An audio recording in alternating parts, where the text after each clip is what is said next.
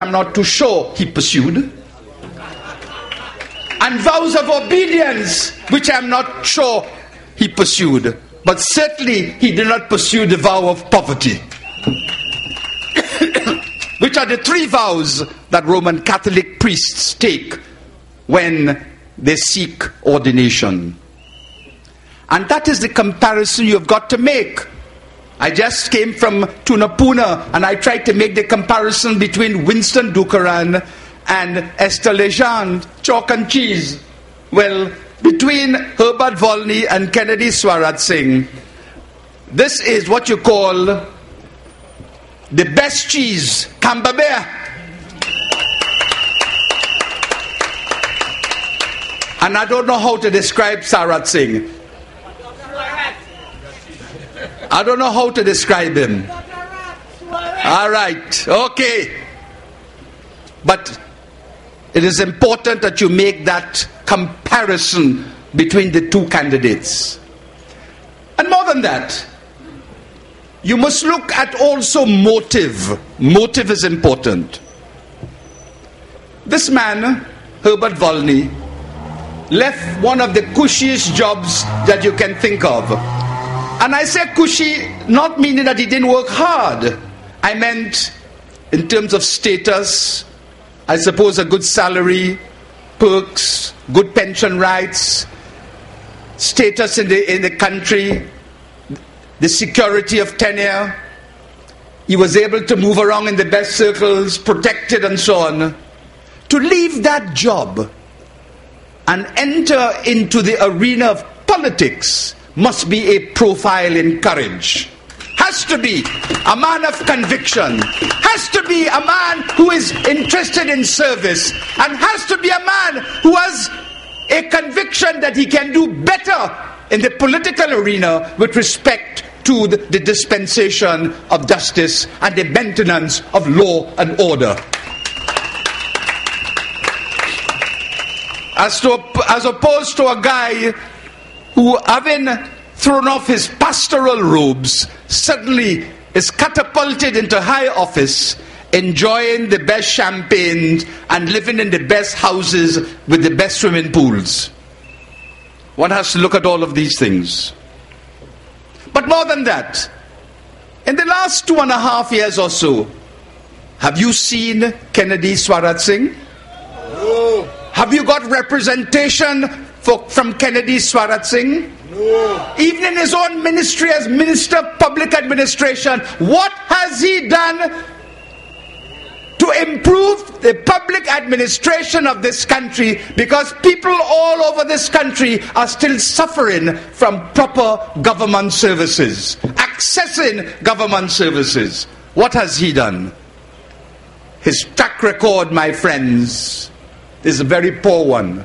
And look at his track record on the bench, one that is of a very high quality.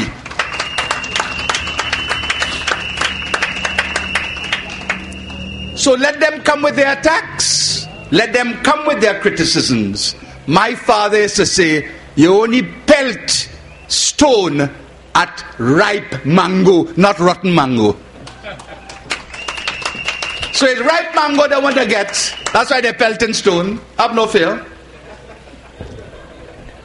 It's like last night, London, the THA secretary, chief secretary or whatever he's called, was saying that the leader of Top, Ashwood Jack, is not a bright boy because he ought to know. He said, I taught him.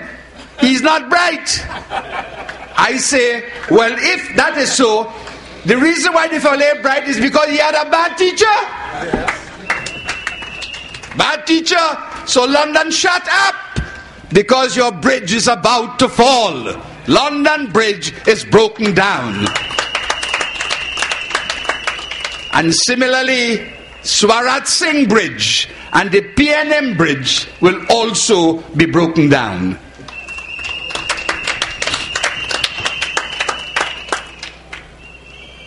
The people of St. Joseph have traditionally voted the UNC, except in 2007. In fact, if I am to be a little proud, I started it in 1995, outside of the NAR victory. In 1995, I defeated the then incumbent, Mr. Ramrika Singh. And that tradition continued until 2007, when we made the mistake and became divided and disunited. Never again! Never again must this happen. We stand today on the people's platform, with the people's partnership intact solidly, and we back Herbert Volney as the candidate for St. Joseph and as the next parliamentary representative for this constituency. And we will beat Kennedy Swarat Singh left, right and centre with your help and your support.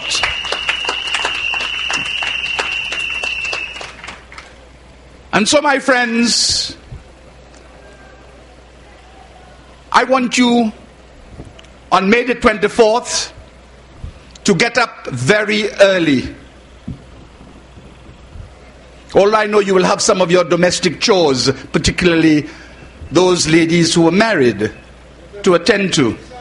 But get up early and get to the polling station early to dip that finger in that red ink.